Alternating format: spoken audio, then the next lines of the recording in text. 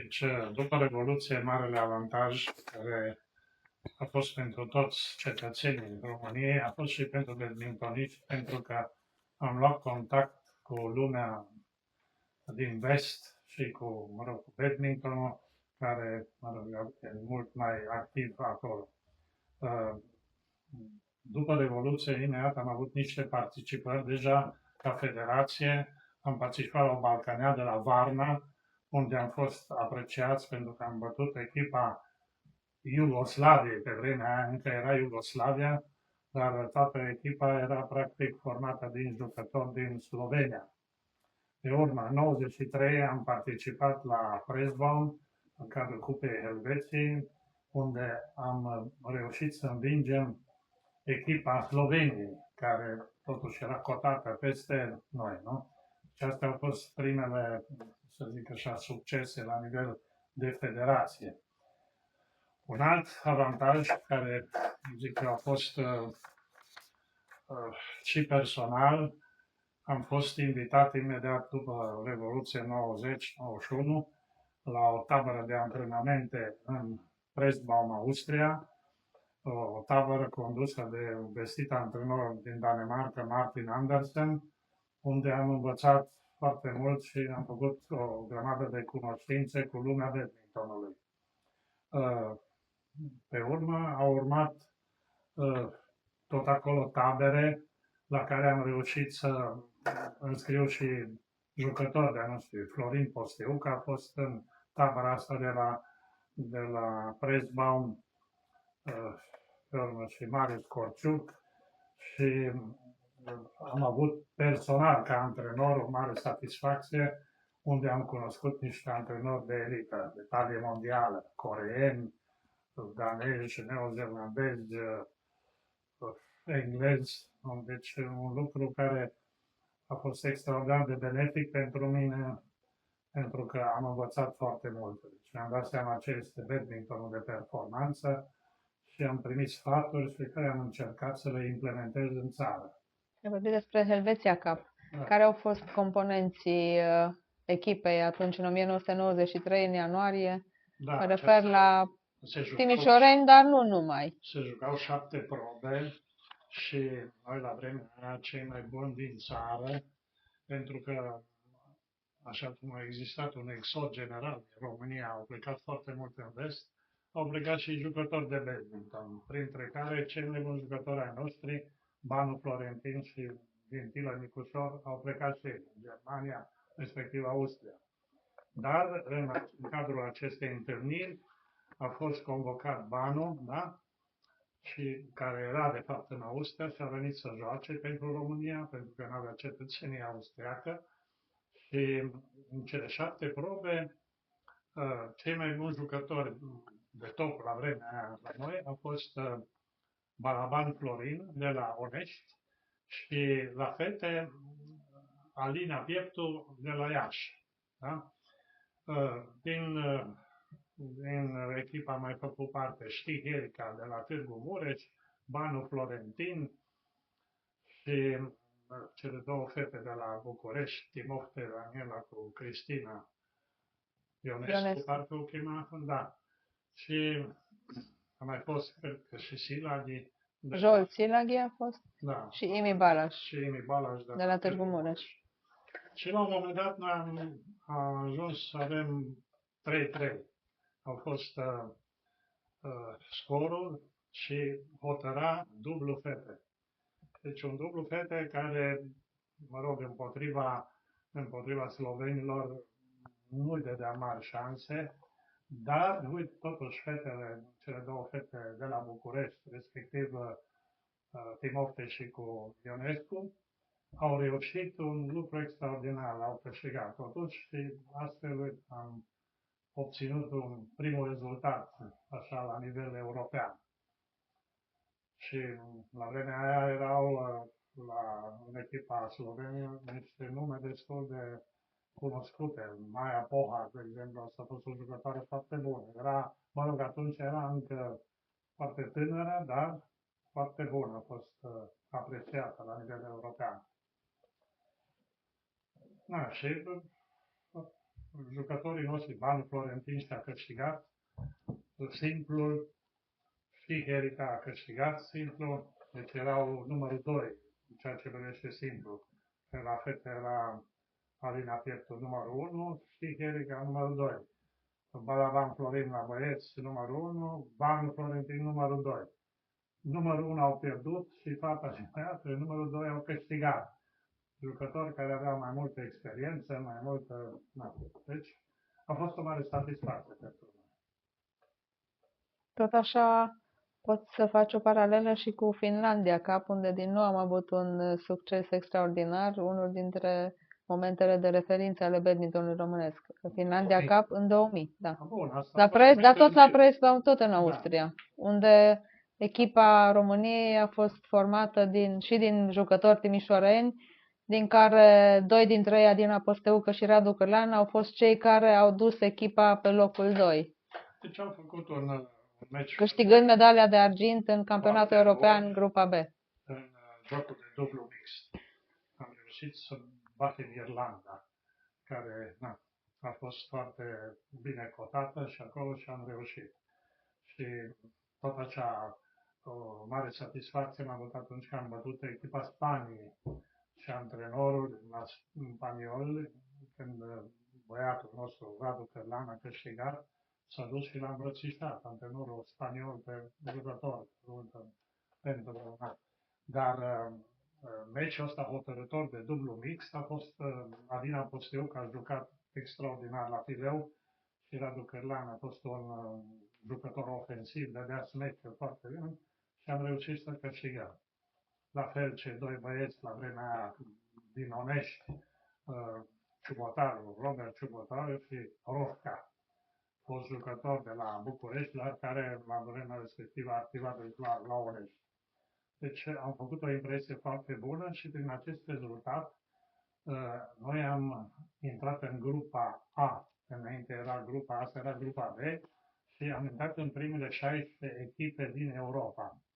Și în 2001 am jucat în Spala, în Polonia, unde am reușit să batem Franța și Ucraina pe echipe și n-am retrogradat. 3 echipe retrogradau și am rămas pe locul 13. Am luat bătaie de la Finlanda, exact ca și la Preisbaum, dar totuși am făcut față, am bătut Franța și Ucraina, care erau considerate totuși. Bine, Franța nu era cum e acum, dar totuși era o forță și din toate punctele de vedere, ca și condiții și ca și jucători erau mulți. Deci asta a fost un lucru.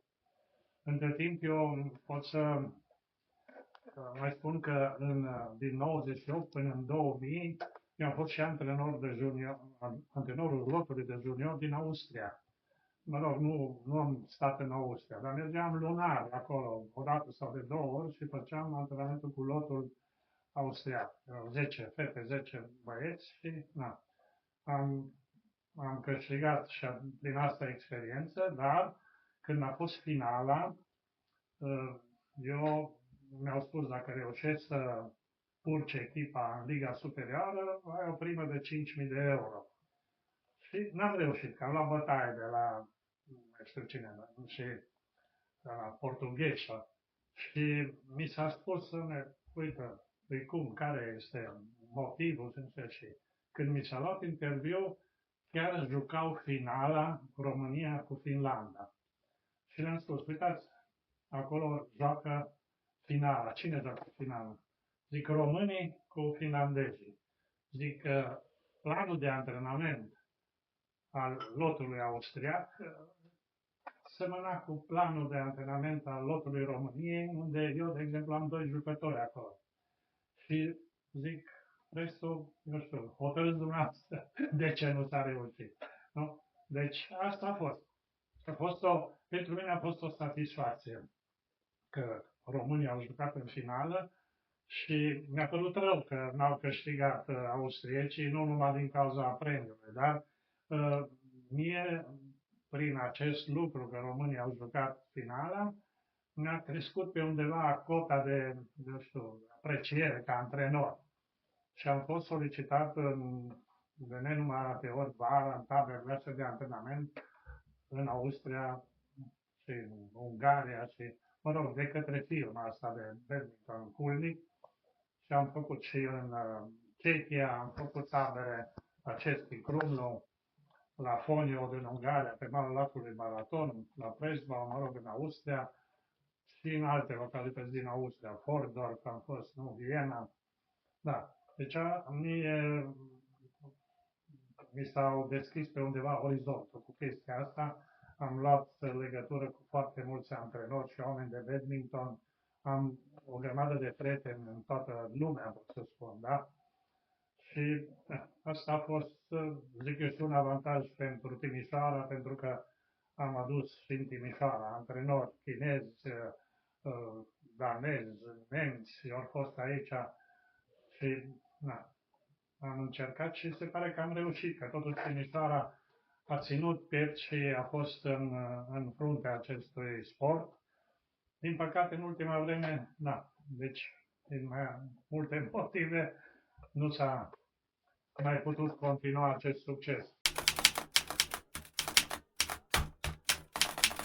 Badmintonul nostru timișorean a avut tradiție în special la simplu masculin.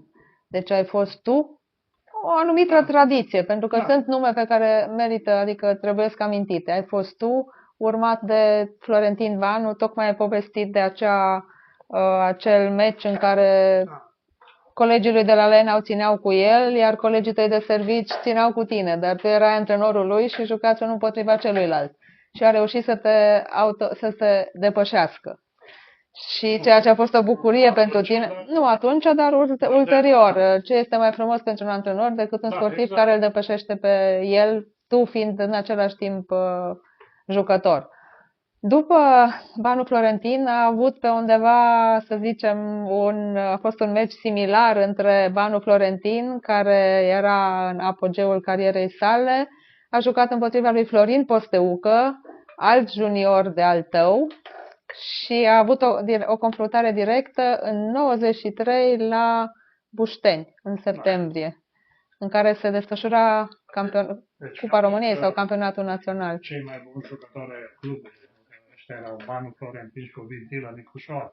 Au mai fost și Selegean Gheorghe, foarte bun, Forton Florin, Dușnă Chivince, dar cei doi au fost cei mai buni. Pentru că, de exemplu, la simplu băieți, Banu domina, la dublu băieți, Banu Vintilă domina, la dublu mixt, Vintilă cu sora lui Corina, Dan Dominița, au fost cu 5 sau de 6 ori au câștigat campionatul național, da? Și în momentul când s-a jucat în această finală de badminton, campionatul național la Bușteni, a ajuns în semifinală să joace cei doi timișoreni, practic. Unul era timișoran plecat în Austria, dar venea la competiție și a jucat Florin Posteucă cu Banu Florentin. Și a fost un meci foarte echilibrat, la un moment dat a fost 1-1. Și eu la vremea aia m-am dus la Florin Posteucă, pentru că eu eram antrenorul lui, Banu era deja pe cont propriu și am spus, ce faci este foarte bine. Ce faci? Și a câștigat, da? A câștigat cu 2-1 și în finală l-a bătut pe Balaban, care a fost considerat cel mai bun și astfel a ajuns din nou dominația lui timișoreană prin Posteucă, care 10 ani la rând a fost campion național. Simplu. Deci a fost un lucru. Bine, și la dublu a câștigat. Dar asta a fost. Dacă tot am ajuns la Florin Posteucă, din această arhivă sau acest caiet ponosit și cu urmele timpului, aș dori să citesc ce a scris Florin Posteucă în septembrie 96, legat de badminton. Într-o zi de luni, al lunii decembrie 1985, vine mama acasă și îmi spune că ar vrea să merg la badminton. Ce-i badmintonul? Aia ce jucăm noi pe stradă cu racheta și fluturașul?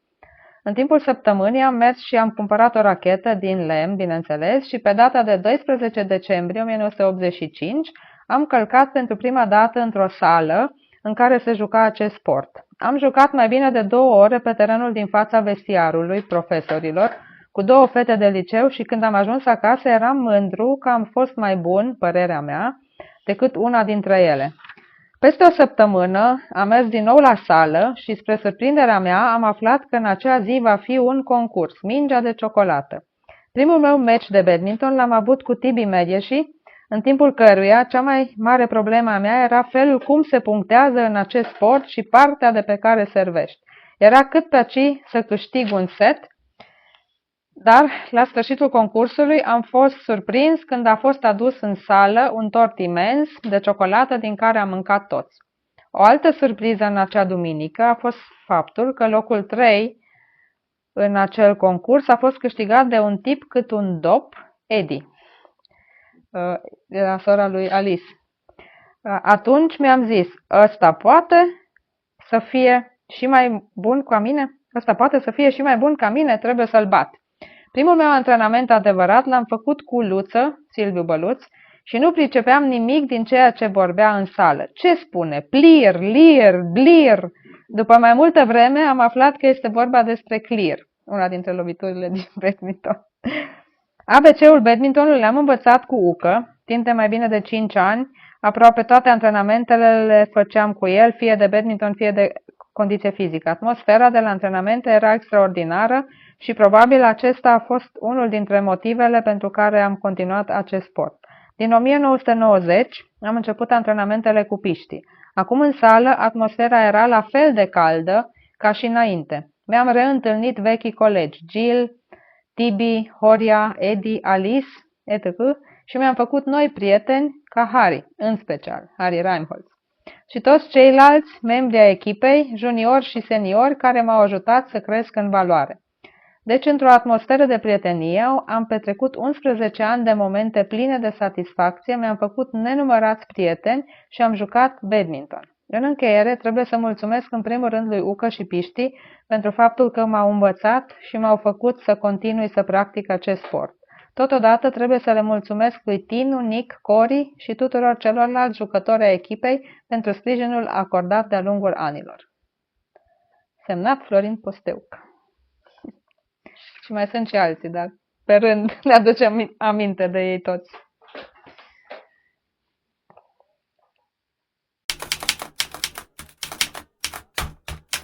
Dacă era bun. Este la bun? Oare care este microfonul bun?